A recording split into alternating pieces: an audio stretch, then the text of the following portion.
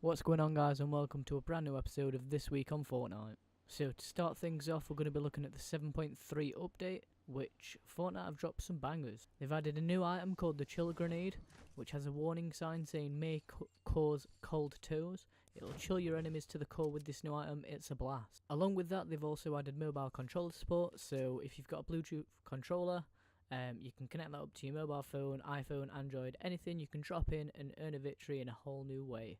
So, getting into the stats of the Chiller Grenade, it'll knock players back, causing them to slide along the ground. Allies, enemies, and vehicles hit with the Chiller Grenade will slip around with icy feet / wheels for a duration of 7 seconds.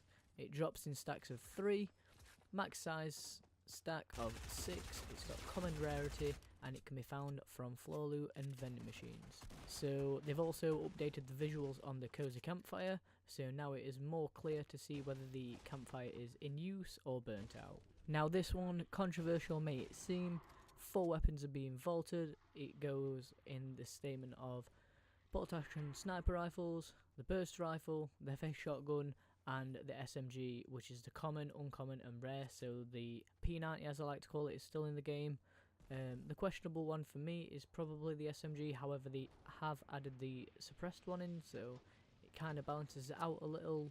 I thought it would have been better if they had the suppressed SMG while it was like foggy in game, and it doesn't make too much sense doing it now. But if that's the way they want to roll, that's the way they want to roll. The heavy shotgun as well, it was a pretty good shotgun. People liked it, but obviously the pump's always going to be superior. Not quite sure why they vaulted that. The burst rifle, I can understand why they've done that, because for me, if I saw a FAMAS, I just wouldn't pick it up. I'd rather use a common assault rifle maybe. And then the bolt action sniper rifle, I'm not quite sure why they've done this. However, they did recently release the suppressed sniper rifle, so maybe that's why. Along with these changes, one that many people might be happy to see is the reduced drop chance of a dual pistol. From floor loot, it's been reduced from 2.24% to 1.38%. I know when I was dropping into games, I was finding dual pistols left, right and centre. Not very happy about it. Personally, pass me a deagle, you know I'll do bits. So there's also a bug fix as well, which is in regards to the balloons. They'll no longer collide with vehicles, so there used to be an issue where vehicles could be damaged when using balloons while on a vehicle. I'm not quite sure about that one. I didn't see it myself personally. However, they've decided to fix that and put it in the bug fixes category. So in regards to the gameplay, there's been a memory and networking optimization for apples and mushrooms. They've also added unique vehicle specific messages in feed when players are eliminated or downed. There's also been an edit delay, so they've re-enabled client-side editing improvements. These were turned off in 7.2 due to an input bug they were causing. However, they've now been re-enabled, so things are looking on the up for the editors. They've also fixed boogie bombs in a case where they weren't affecting players that were wearing the sneaky snowman when struck on like the exposed legs and feet area.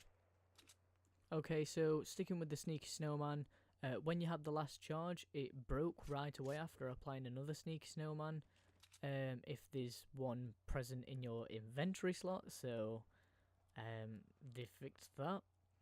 They've also fixed an issue with the glider would auto-deploy closer to the ground than expected when holding the glider from the bus, so I think this one was more to do with Team Rumble. I never really experienced it in solos. When you went on Team Rumble, you would like land really close to the ground without your glider. Your glider would pop up like the last second. I thought it was pretty cool. It meant that you could just get places a lot easier without having to judge the fall direction, but I can understand why they fixed it, because they kind of want more skilled players to be able to get to the areas quicker, people who spend a lot of time judging glide paths and things. The X-Force Stormwing's health bar occasionally didn't display. They've also managed to fix that, so it should always display in game now. And they've also fixed an error where players would get stuck in a sneaky snowman if it landed next to them. Now it has to be hit directly on them. So there is also an increased amount of materials gained from looting chests and floor loot from 20 to 30. Increased number of materials received from supply drops have gone from 40 to 60. So with them last two there, I think that's kind of a subtle hint towards the people who are saying Fortnite are trying to kill builders. Well, they're giving you a bit of extra loot there so you can build to your heart's content. A few more bug fixes now, so aim assist now targets enemies on vehicles rather than the actual base of the vehicle. That one's quite annoying for me as a controller player, so I'm glad they've fixed that. Another one which was quite annoying for myself is when you quickly switched to a trap and then a weapon on your controller, it no longer causes the player to shoot or swing the pickaxe. This one was very annoying for myself as I click the buttons quite quickly, and shooting or swinging a pickaxe can give away your location, and it's not the best for endgame situations. So with supply drops, you used to only be able to shoot them with your actual weapon. Now they take environmental damage, so you can shoot it with your plane or throw an explosive and it'll take damage from that. There was also instances of a free wall piece showing as placeable but not building. That has now been fixed. And one that really grinded my gears was the player camera becoming distorted when another player enters the zip line. This was really annoying when you was trying to get them kills off while you're on one. One that I didn't really think they needed to fix because I kind of enjoyed not seeing it. There was an issue where the magnet wasn't it was invisible when you was on the zip line, and it also actually made no noise as well when it was invisible. I can understand why they fixed it, because people were getting sneak killed, but personally I enjoyed it because zip lines are the bane of my life. They've also decided to fix an issue where boost visual effects could appear while operating a vehicle near a zip line, and players can now properly progress through and complete week 4 challenge, which is use an X4 Stormwing plane in different matches. To say that we're in week 8 now, this has taken quite a while to fix. I think my friend was stuck on this one, so now he's actually able to do it. Another one which made people get motion sickness, so screens no longer shake uncontrollably after walking on icy surfaces. I know a few people were complaining about this one, saying they couldn't play Fortnite anymore because he was getting ill. And again, with the Stormwings, players no longer lose the ability to turn the X4 Stormwing after hitting terrains and structures. So my 2 pence on this is there's been so many bugs with the Stormwing.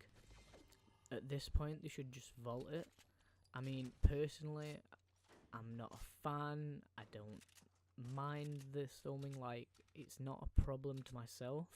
However, with all the bugs and things with it, it may be best just to remove it out of the game. Make sure it works properly before re-adding it again, because I enjoy getting around the map quick, but I hate the fact that there's all these bugs and glitches that you can do with them. It just makes the game unfun at times, but other than that, the game's been great over the past few days. The event that took place the other week, personally, I think the event was cool. However, the fact that the fog came on the map for like a week, I enjoyed it for maybe a day or two. After that, it kind of got annoying. I mean, the fog aspect was cool, but the zombies was just damn right annoying. You just get found out where you were all the time. Like, you'd be in the middle of a fight with someone and a zombie would just come behind you and straight up down you, which wasn't too great. Sometimes if you saw someone trying to farm up for guns and things at a zombie hide and you decided to shoot them, you know, the zombies would take your kill, so that wasn't great. But I'm hoping for big things. I know that the new skin's just been released, the mystery skin, that's been unlocked from underneath the castle. I'll put a picture up on screen now. I'm also wondering what they're going to be doing with the dragon eggs. I think they're going to be like the next season sort of thing. But yeah, I'm looking forward to the future of Fortnite. We've got, as I'm recording this, we've got 27 days left of season 7.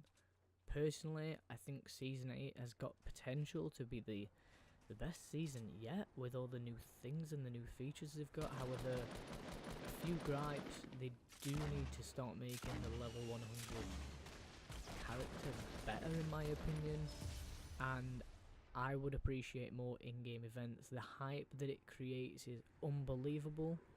While we're on the note of in-game events, if you've looked on Fortnite's Twitter, they're doing a collaboration with Marshmello. I believe this event starts on Saturday. So if you've liked this video, please leave a like and subscribe if you're new around here, and I'll see you on Tuesday for a new video.